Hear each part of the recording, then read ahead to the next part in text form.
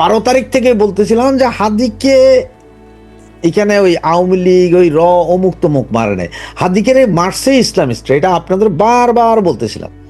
এবং এটাও বলছিলাম আমি যে মারার পরে দেখেন শুক্রবারে কি হয়, শুক্রবারে এরা বিশাল আক্রমণের চিন্তা ভাবনা আছে।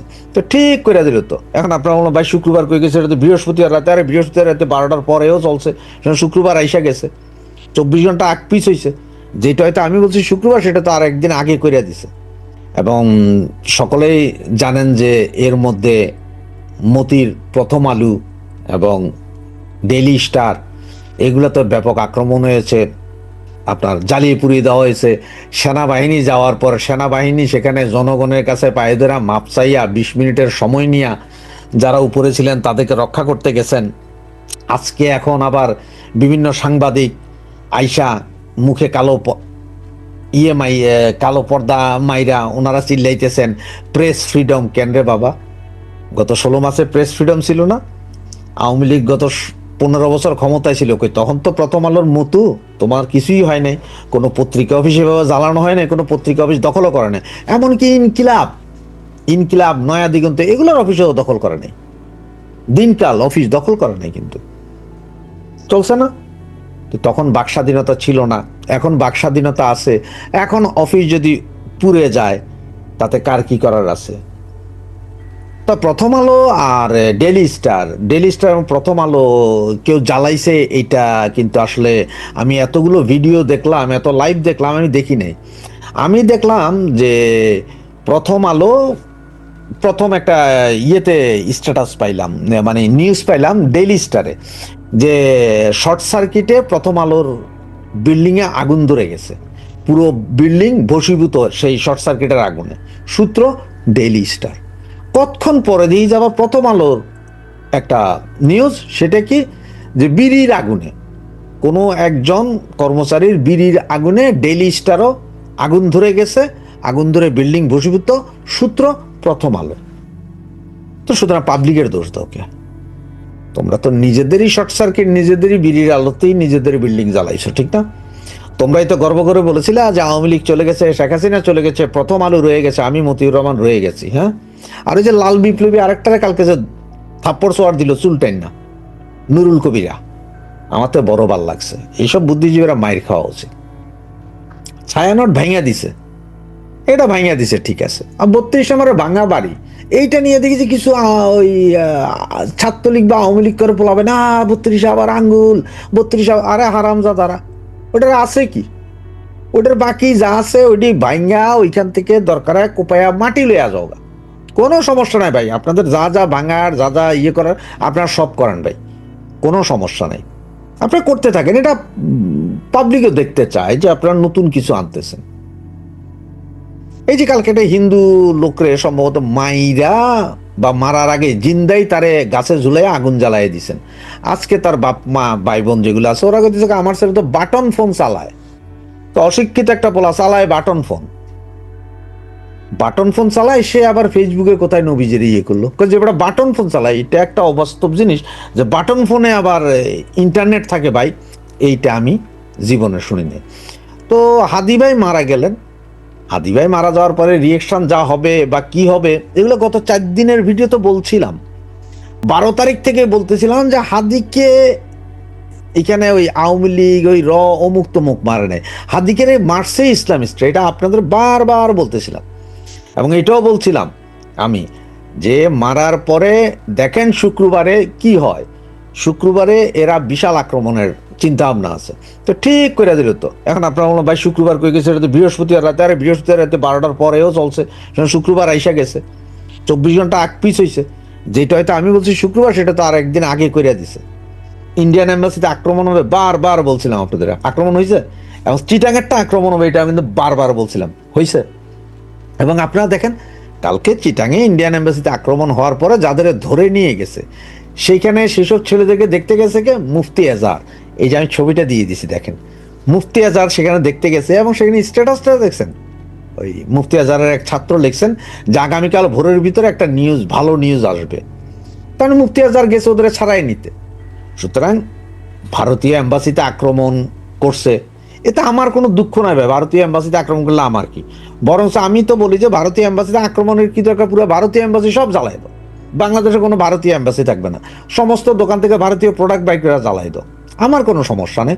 পুরা ভারত বাংলাদেশ বর্ডার এরিয়াতে পুরা 20 ফিট দেওয়াল তুলে দাও উপর করে, ওই যে ইসরায়েল আর প্যালেস্তাইনের মধ্যে যেরকম দেওয়াল আছে এরকম দেওয়াল তুলে দাও, পয়সা লাগলে আমরা দিব, তুইলা দিয়া ফুল ব্লক করে দাও, ভারতের লাগে আমাকে কোনো সম্পর্ক রাখা যাবে না, আমরা ভারতের কোনো কিছু চাইও না, আনবো না, খাবো না, দামও না, বন্ধ করে দাও। এবং এইটা করা উচিত আমার মনে হয় আর কি। সুতরাং ভাই ভেজাল কমবে, আমার কথা হচ্ছে ভেজাল কমান, আপনারা যা যা ভাইঙ্গা যা যা ব্লক করে ভেজাল কমাইতে ভেজাল কমান, পাবলিক শান্তিতে থাক। তো আবার আসি সেই ইসলামী বিপ্লবের কথা। এই মুহূর্তে যা খবর পাওয়া যাচ্ছে, আজকে ভোর 9টার পর থেকে হেফাজতের আমির, তারপরে আপনার চরমনায়ের আমির, আরো ইসলামিক দলগুলোর আমিরদের সাথে যোগাযোগ হচ্ছে, যেহেতু জামাত নাই, কারণ জামাত নেতা কিন্তু বুঝে গেছে এনে কিছু একটা করবে, কারণ পিছন থেকে তো ঘটাইতেছে জামাত, এই জন্য ধরি মাছ নাসুই পানি পরিষ্কার থাকার জন্য উনি কিন্তু চলে গেছে কোথায়, লন্ডনে, এখন লন্ডনে আছে।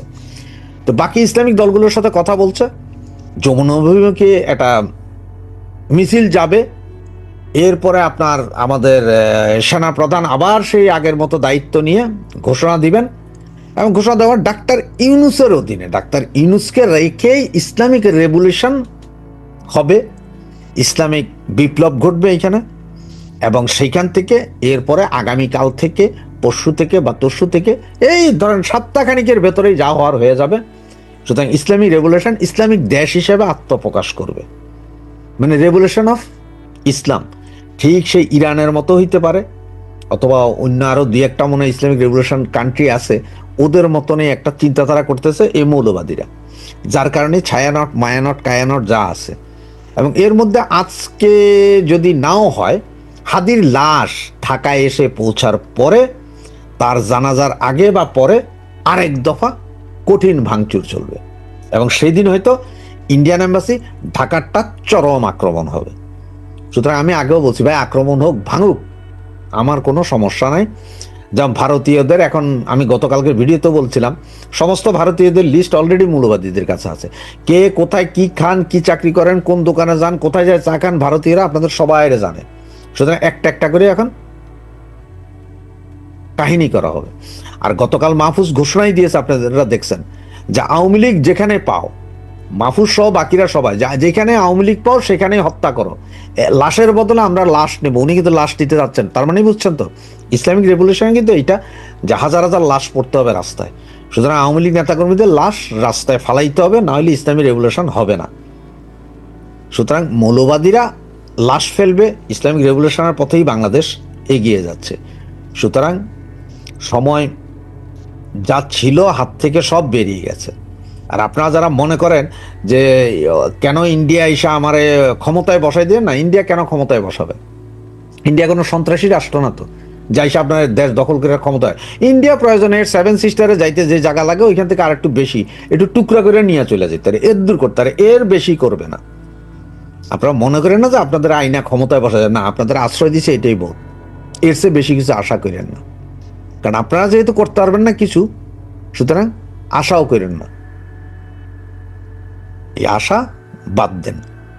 আপনারা যেহেতু কিছু করতে পারবেন না, গড্ডালিকা প্রবাহে গা ভাসান, যেমন গত 15 বছর ভাসাইছিলেন, মৌলবাদীদের উত্থান দেখেছিলেন, 1.5 লক্ষ মাদ্রাসা খোলার চান্স দিয়েছিলেন, বাংলাদেশের বড় বড় ওয়াজ মাহফিল করে সেটা ডোনার যেহেতু আপনারাই ছিলেন, এখন আর কি সেটা তো আপনারাই আনছেন। এই যে ইসলামী বিপ্লব বলেন আর ইসলামের ঝান্ডা বলেন, এটা তো আপনারাই আনছেন। সুতরাং এটা মানিয়া লইয়া, রিয়েলিটি মানিয়া লইয়া, তাদের সাথে একত্রীভূত হইয়া আপনারা আগায়া যান। কারণ আজকে আপনাদের কারণেই দেশের এই অবস্থা। যতই বলেন যে জঙ্গি মঙ্গি, এগুলো সব উৎপাদন কিন্তু আপনারা করছেন, আপনাদের বাইরে কেউ হয় নাই। বাকি আরো কিছু বললে হয়তো আপনাদের এখন লুঙ্গি খুলে যাবে, অনেকে গালাগালি শুরু করবে। কারণ হচ্ছে যে আপনারা তো আবার নিজেদের ব্যাপারে কোনো কিছু শুনতে রাজি না, আপনাদের যে ভুল আছে এইটা আপনারা শুনতে রাজি নাই। আজকে আপনাদের কারণেই এই অবস্থা। কেউ যদি বলেন যে না ভাই আমাদের কারণে না, তাহলে আমি বলবো 560টা মসজিদ কেন করছিলেন? এই যে কওমিদেরকে স্বীকৃতি কেন দিছিলেন? হাজার হাজার মাদ্রাসা খোলার অনুমতি কেন দিছিলেন? বড় বড় ওয়াজ মাহফিল ওই তাহিরি মাহিরেদের আইনে ওয়াজ মাহফিলের ডোনার কারা ছিল? আপনারা। সভাপতি কারা ছিলেন? আপনারা ওখানে, না? ওয়াজ মাহফিলের সে তো আপনারাই করছেন। এখন স্বীকার করবেন না কেন? বাংলাদেশের মানুষের কোনো টেনশন নেই। বাংলাদেশের মানুষের টেনশন একটা, যে একটু শান্তিতে থাকতে চাই। এবার সেটা ইসলামী বিপ্লব হোক, ইসলামিক দেশ হোক, আর ওই ইহুদির দেশ হোক, তাতে কারো মাথা ব্যথা নাই।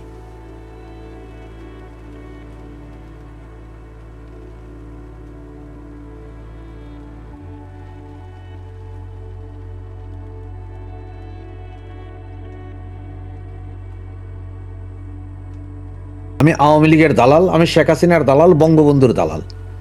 উপরে আল্লাহ, নিচে শেখ হাসিনা, এছাড়া আর কিছুই বুঝি না। আর আমার মাথায় সবসময় একটা জিনিসই ঘুরে, সেটা হচ্ছে যে এক নেত্রীর এক লীগ, শেখ হাসিনার আওয়ামী লীগ। এটাই আমার মাথায় ঘুরে। আমার কোনো নেতা নাই, আমার কেউ নাই, আমি এক শেখ হাসিনার সাথেই আছি, একাই আছি, একাই থাকবো। কেউ সাথে থাকলেও আছি, না থাকলেও আছি, আমি আছি। তারপরে এতক্ষণ চিন্তা করছে থাম্বনেলে, এবং আমি যে হেডলাইন লিখেছি যে তারেক ঢাকায় ফেরার ক্ষেত্রে হাদি বাধা।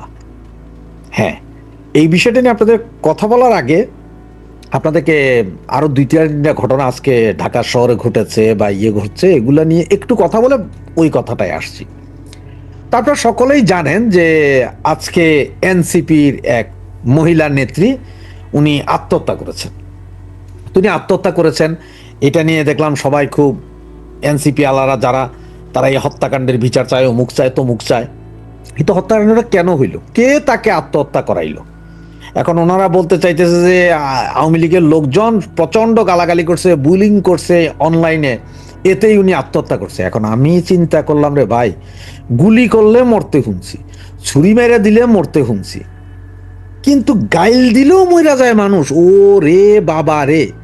তার মানে এবার দেহ হারামজাদারা, এ কি আওয়ামী লীগ? আওয়ামী লীগ খালি গাইল দিলেই তোমরা মইরা যাবে। তো তোমাকে খাবারও দেওয়ার দরকার নেই, সোয়ারও দেওয়ার দরকার, তোমরা খালি গাইল দিমো আর তোমরা মহিলা চান্দের দেশে ছাইদির লোকে দেখা করবা। এই তো। মহিলাটা কেন মরল? মহিলার স্বামী আছে, সন্তান আসছে। তিনি নওগাঁ না জানি কোন জায়গায় নার্স ছিলেন, সেখান থেকে ঢাকা শহরে আসছেন। ভাইরাল হওয়ার খুব ইচ্ছা ছিল, কিন্তু এত ভাইরাল হওয়ার পরও ওনার যখন কোনো কিছু, তখন বিভিন্ন নেতাদের সাথে উনি বিভিন্ন হোটেলে আনাচে কানাচে বা আনা বন্দরে, বাহিরে বন্দরে উনি বিভিন্ন সময় কাটাইতেন। কারণ একা মেয়ে, কই যাবে, কার সহযোগিতা থাকবে, এইসব কারণে তিনি খুব কষ্টে ছিলেন। এনসিপির নেতা কর্মীরাও ওনাকে ভালোই সাপোর্ট দিয়েছেন। বিভিন্ন সময় তারা তাদের রুমে রেখেছেন, বিভিন্ন সময় ওনাকে রাতের বেলা কান্না করলে বুকে জড়িয়ে ধরে সান্ত্বনাও দিয়েছেন। এইসব করে যখন ওনার মন ভরল না, উনি নমিনেশন চাইলেন, সেইটা যখন দিবে না, তখন ওনার সাথে বাদলো বাদ বিতণ্ড। এইবার যাইয়া ওই জাহান্নান মাসুদ আর পাড়া, এই দুইটা নাকি হুমকি দিছে, বেশি বাড়াবাড়ি যদি করস তোর ভিডিও আমরা ভাইরাল করে দিব। আর তোমার ভিডিও যদি ওগুলা ভাইরাল করে দিই, তাহলে পোলাপানে কেমন খায় বুঝো। এইসব দুঃখ কষ্ট সইতে না পারিয়া উনি মনক্ষুণ্ণ ছিলেন। এর ভিতরে এনার এই অকামের কাণ্ডগুলো, ওই সেই পত্নী তলানা কোন জায়গায় বাড়ি, সেইখানে পরিবার সবাই জেনে গেছেন। এখন আত্মহত্যা করেছেন। এখন কাজে পারিবারিক কলহ। পারিবারিক কলহ কি? তুমি একটা একালা মাইয়া, এত পয়সা কামাও, ঢাকা শহরে আইসা তুমি থাকতাছ ছাত্রী হোস্টেলে, তোমার জামাইয়ের খবর নাই, পোলার খবর নাই, তুমি সারাদিন টং টং করে বেড়াও, মানুষের পিডাও, পয়সা পাও কই আপা? তো ঘটনা হয়েছে কি জানেন? আল্লাহ তালা তারে যে এই জিনিস দিছে, এই জিনিস আপনারে আমারে দেয় নাই, সুতরাং ওনার পয়সা কামাইতে কোনো সমস্যা নেই। তো যাক, আচ্ছা, মরে গেছে বেচারি, চাঁদের দেশে চলে গেছে, আমার কিছু করার নাই। কারণ হচ্ছে যে ওনারা তো বলতেছে যে আওয়ামী লীগের গালির কারণে। আর এদিকে আপনারা সবাই জানেন, গতকালকে বলছিলাম যে পরেশ বড়ুয়া বাংলাদেশ, আমি বলছিলাম যে ব্যাপক নিরাপত্তা, জেড নিরাপত্তা নিয়ে উনি ঘুরছেন। এবং সেটা আপনাদের বলার পরে অনেকে হয়তো মনে করছেন যে ভাই কি না কি বলছে। আজকে দেখেন অনেকেই কন্টেন্টটা বানাচ্ছে। তিনি কক্সবাজার দিয়ে চট্টগ্রামে ঢুকছিলেন, চট্টগ্রামে জামাত নেতা শাহজাহান চৌধুরীর বাসায় ছিলেন, সেইখান থেকে ওনাকে আবার ঢাকায় আনা হয়েছে। ঢাকাতে এখন ডিএইচএস এর 5 নম্বর রোডে আছে, কত নাম্বার বাড়িতে আছে সব পাবলিক জানে। সেখানে উনি যে হাসনাত আবদুল্লাহ, তারপরে সার্জিস, এদের সবার সাথে কথা বলেছেন, এগুলো এখন সবার মুখে মুখে চাও। এনসিপি এবং জামাতের মিলিত শক্তির সাথে উনি কথা বলছেন, ব্যারিস্টার ফুয়াদের সাথে কথা বলেছেন। যেহেতু উনি 14 বছরের সাজাপ্রাপ্ত আসামি, সুতরাং ওনাকে এখন আইনি সাপোর্ট দেওয়ার জন্য ব্যারিস্টার ফুয়াদ, শিশির মনির এরা সকলে মিলে ব্যবস্থা করছেন। আর ওনার ছিল যাবজ্জীবন মানে আমৃত্যু কারাদণ্ড, সেটাকে আপনার 14 বছরে এনেছে এই সরকার, এই ইন্ট্রিম সরকারের আমলে। এটা নিশ্চয় আপনারা সবাই জানেন। বাকি এখন হয়তো মামলাও উঠে যাবে, তার 10 টাকা অস্তরিত হদিস নেই, মামলা উঠে যাবে। তো এখন আসেন, কেন বললাম আমি যে হাদি প্রধান বাধা। দেখেন, তারেক জি আসতেছে না, মার অসুখ, অমুক অসুখ, তমুক অসুখ, প্রচুর কথাবার্তা হইল। কথাবার্তার পরে এক পর্যায়ে বিএনপির নেতারা বললেন যে ভারতও বাধা নয়, আমেরিকাও বাধা নয়, আবার সেনা প্রধানও বাধা নয়, সেনাবাহিনীও বাধা নয়, তাহলে তারেকের বাধাটা কি? এইটা নিয়ে আমরা হই হই রই রই, কেউ বলেন পাসপোর্ট, কেউ বলেন রিফিউজি স্ট্যাটাস, ওই সেই। কিন্তু হঠাৎ করে 12 তারিখে যেই মাত্র তারেক এই হাদি কাকা গুলি খেলেন, 3 ঘন্টার ভিতরে চলে আসলো কি তারেক রহমান আসছেন 25 তারিখ। একটু মিলান, হ্যাঁ মনে রাখেন, 12 তারিখ হাদির গুলি খাইল 2টা 2:30টার সময়, 5:30টায় খবর সারা বাংলাদেশে একযোগে টিভিতে স্ক্রল হইল, তারেক জিয়া 25 তারিখ আসছেন ঢাকায়। তো এ একটা ডট। এর পরেরটা কি হলো? এর পরেরটা দেখেন, আসছে 25 তারিখ, ঠিক আছে, এইটা নিয়েও আবার সন্দেহ বেসন্দেহ লাগছে, কিছু পত্রিকায় লিখতেছে আসতেছে, কেউ লিখতেছে এখনো খবর পাইনি, এদিকে বিএনপির নেতারা লক্ষ লক্ষ নেতা টিকিট কেটে ফেলতেছেন এই সেই। এর ভিতরে হাদিকে বলা হলো হাদির শরীর খারাপ, রাতারাতি 50 লক্ষ টাকা হাদির পার্টি দিয়া দিল, এয়ার অ্যাম্বুলেন্সের অ্যাডভান্স, বাকিটা সরকার দিল। ওনাকে নিয়ে যাওয়া হইলো কোথায়? কোথায় নিয়ে যাওয়া হইলো? সিঙ্গাপুরে। ওখানে যায় আবার উনি ইন্ডিয়ান ডাক্তারের কাছে ট্রিটমেন্ট নিচ্ছেন। এর ভিতরে কেউ জানে না গতকাল মানে গত পরশুদিন থেকে বলা হচ্ছে যে হাদি নাই, হাদি আর নাই, এটা একদম শিওর। কারণ অনেক ডাক্তাররাই বলছে, যারা ওনার ট্রিটমেন্ট করেছে ওনারাও বলছে যে আসলে উনি যে মারা গেছে এটা বলতে পারবো না আপনাদের, কারণ হচ্ছে যে এটা বলা উচিত না, তবে উনি ক্রিটিক্যাল কন্ডিশন মানে ক্লিনিক্যালি ডেথ।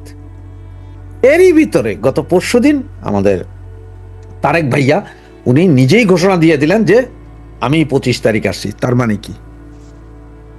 12 তারিখ গুলি খাওয়ার পরে সবাই বলল যে তারেক ভাইয়া আসছে, আর পরশুদিন যখন আমরা সবাই বলছিলাম যে হাদি কাকা মারা গেছে, তখন আবার তারেক ভাইয়া নিজ মুখেই বললেন যে আমি কোথায় আসছি?